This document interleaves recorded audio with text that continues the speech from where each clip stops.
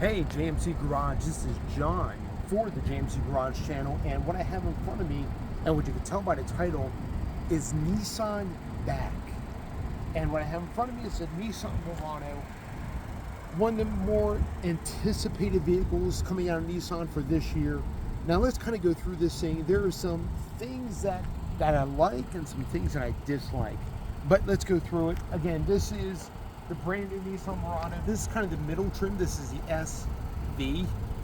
But anyway, so what we have here is we have their daytime running lights are actually down here into the grille.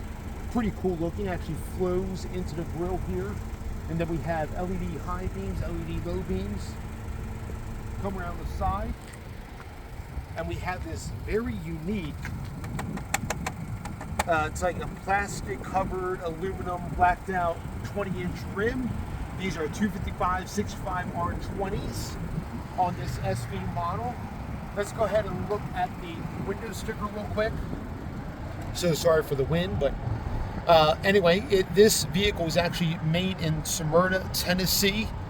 Engine is the 2-liter turbocharged, I forget what it's called. Anyway, we'll go underneath that. Anyway, 2-liter turbocharged, transmission from the US, engine from Japan, and then the whole thing's made in Tennessee. We're looking at about, with all the options, about $44,000 on this Murano. That's all-wheel drive. Let's go ahead and look around back.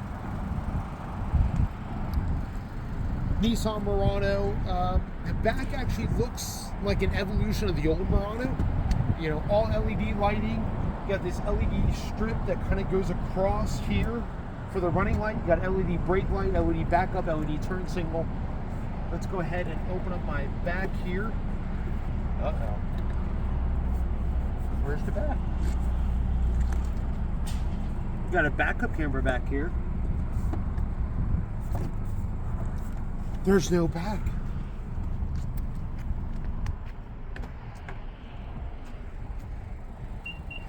There we go. There's got to be a button back there somewhere, you would think. Like, do you see any button? There's nothing back here.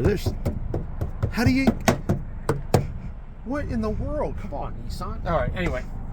One of the downsides about the new Murano is they no longer come with a spare. You get a fixed flat kit, and you get some tire inflator gel, and that's it. And you do get a subwoofer for the sound system. Let's go ahead and look underneath the hood.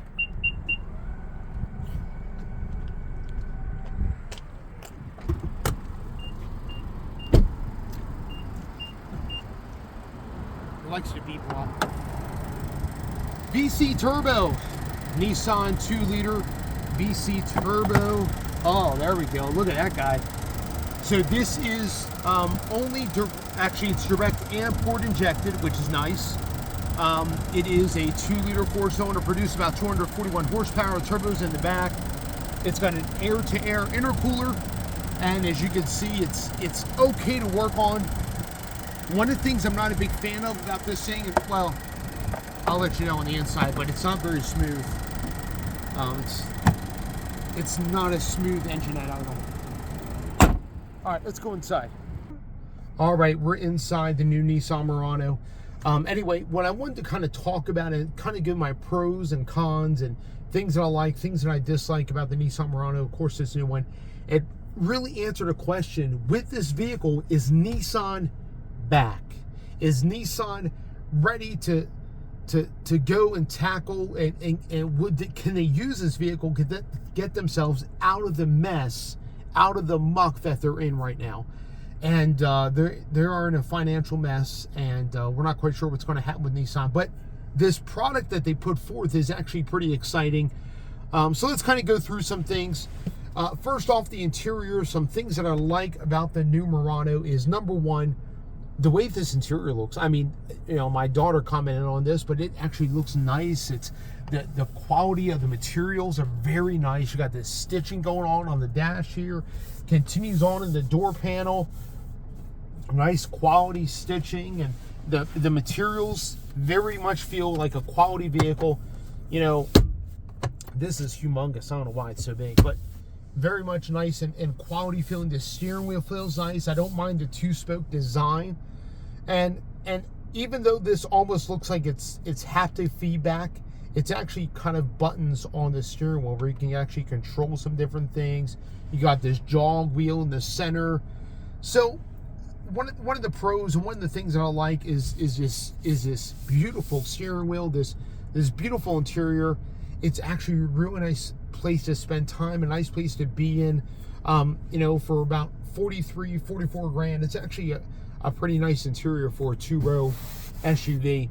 Number 2 thing that I like has to be the integration of the screens. You know, one of the nice things about these screens is that they're not very like jetted out, or they're overly compensating for anything, but it's actually beautifully integrated. You got this nice kind of stitched leather portion, probably vinyl, but you know, it's actually beautifully integrated, and they're connected. It's not split or anything like that. And what's crazy is the gauge cluster screen looks bigger than my actual infotainment screen.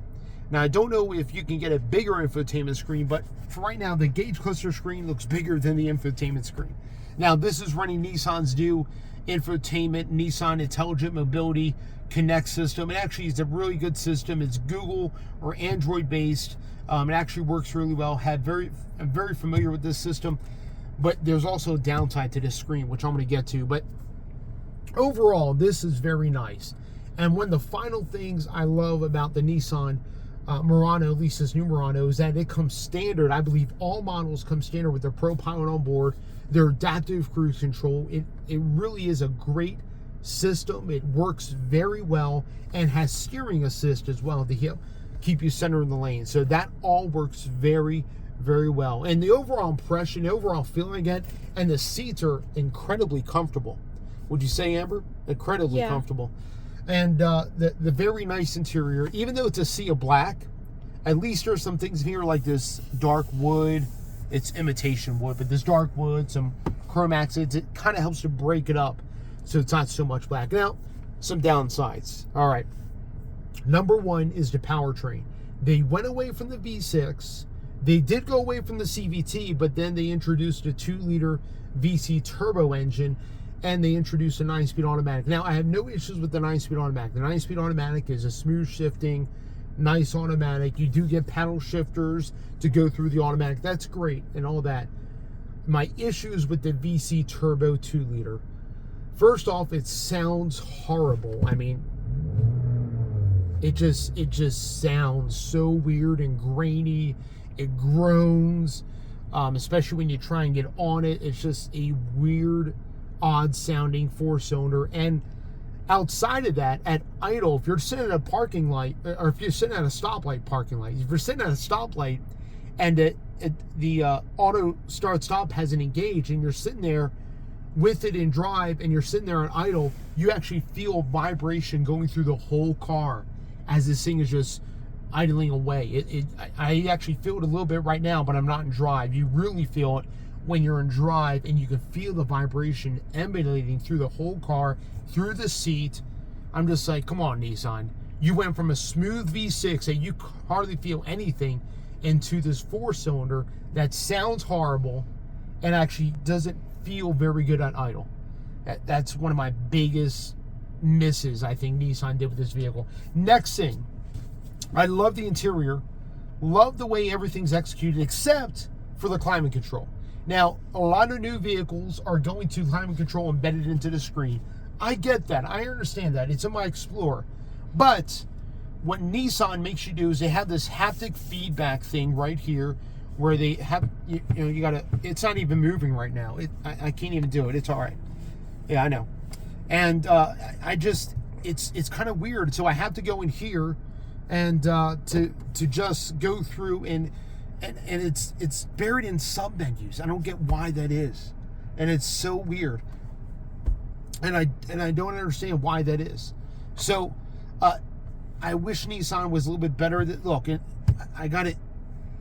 All right, I love this system, but I don't love how they integrated the climate control into the system. And the only thing you get to see for the climate control is the temperature and if your heated seats are on or off. You have to go into this sub menu and do what you, and this isn't even clear where the air is coming out at. It's kind of clear. You know, I don't get why my AC's on already, but anyway. So that's another miss. I don't like the haptic feedback. If you're going to give me controls that are separate from the screen for climate control, then make them actual buttons. I can understand them wanting to do this nice smooth setup here, but give me actual buttons. Don't give me haptic feedback. Just not have this and just put it on the control, put it all on the screen, and give me an actual tab down here to actually control everything through the screen. Just saying. All right. Lastly, on the front of the Nissan Murano, and one of the misses that I think Nissan has done in the Murano has to be the way it drives. Now, you may be like, well, what's wrong with the way it drives? Hear me out. Hear me out. I've driven many two-row SUVs, whether it be the Ford Edge, whether it be, you know, I'm trying to think of other mid-size SUVs, Chevy Blazer, some other vehicles out there that are just two-row SUVs. And this thing just, I mean, if you love that, how should I put this? If you love the 90s Cadillac floaty, very devoid of feel, kind of airy, bouncy feel, with no kind of, oh man, how should I put this? Just, I don't know. There's just nothing. It's basically just a cruiser.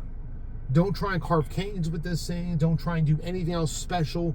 This will get you from point A to point B, and it'd be comfortable. It'd be a nice cruiser. It soaks up bumps, but there's nothing sporty. That's what I'm trying to say. There's nothing sporty about this vehicle at all. I felt the old Murano had a little bit of sportiness to it. Yes, it had a CVT, but at least had that powerful 3.5 liter V6, and it actually looked sporty. It actually drove kind of sporty.